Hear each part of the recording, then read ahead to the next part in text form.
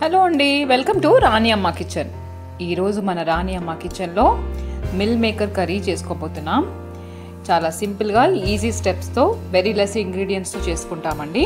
చూస్తున్నారు కదా, ఒక కప్పు మిల్ మేకర్ తీసుకోవాలి, 250 గ్రామ్స్ టమాటోలు తీసుకోవాలి. మేము ఇక్కడ 5 టమాటోలు తీసుకున్నాం, ఇది ఆల్మోస్ట్ 250 గ్రామ్స్ ఉన్నాయి. 1/2 కిలో.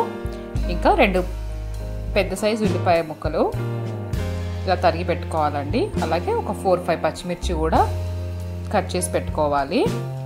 ఇప్పుడు మనం ముందుగా తీసుకున్న ఒక కప్పు మిల్ మేకర్ని ఒక గిన్నెలో వేసి వేడి నీళ్ళు వేసి ఒక 5 మినిట్స్ ఉంచి ఇలానే స్క్వీజ్ చేసి పక్కన తీసి పెట్టుకోవాలి. ఇప్పుడు కర్రీ ఎలా చేసుకోవాలో చూద్దాము. స్టవ్ మీద ఒక గిన్నె పెట్టుకొని అందులో ఒక 3 టేబుల్ స్పూన్ ఆయిల్ వేసుకోవాలి. ఇప్పుడు ఈ ఆయిల్లో మనం ఆవాలు, జీలకర్ర,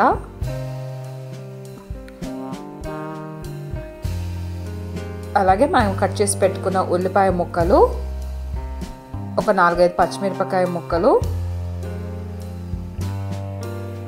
వేసేసుకోవాలి.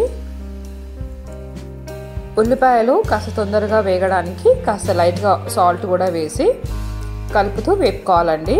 ఉల్లిపాయ ముక్కలు పింక్ కలర్లోకి రావాలి.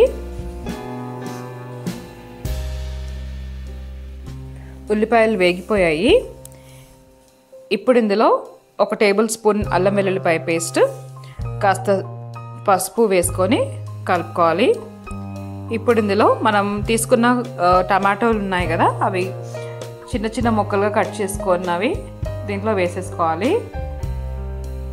ఇప్పుడు ఒకసారి కలుపుకొని మూత పెట్టి ఒక 5 to 8 మినిట్స్ వరకు అండి, అంటే టమాటాలు బాగా మగ్గేంత వరకు ఉడికించుకోవాలి.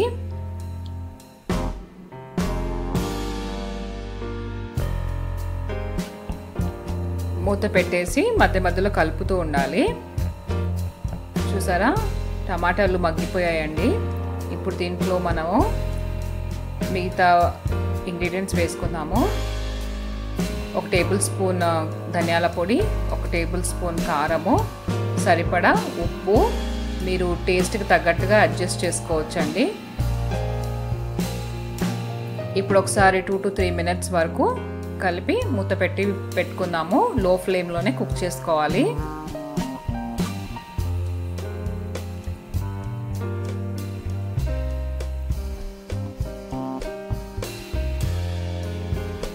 చూసారు కదా, మంచిగా మగ్గిపోయింది. మనకు ఆయిల్ కూడా పైకి తేయడం స్టార్ట్ అయింది. సో ఇప్పుడు ఇందులో మనము స్క్వీజ్ చేసి పెట్టుకున్న మిల్ మేకర్ వేసుకోవాలి. అలాగే దీంట్లో 1 గ్లాస్ వాటర్ యాడ్ చేసుకోవాలండి. మీకు ఎంత గ్రేవీగా కావాలనుకుంటారో కర్రీ అన్ని వాటర్ యాడ్ చేసుకోవచ్చు. ఒక చిన్న గ్లాస్ వాటర్ యాడ్ చేసాం మేమైతే. సో ఇప్పుడు ఇది మంచిగా కలుపుకొని లో ఫ్లేమ్లోనే పెట్టి కుక్ చేసుకోవాలండి. మిల్ మేకర్ వేసాక ఎక్కువసేపు కుక్ చేయకూడదు, ఎందుకంటే మనం వేసిన వాటర్ అంతా పీల్చేస్తుంది మిల్ మేకర్. సో ఇప్పుడు మంచిగా ఉడికిపోయింది కదా.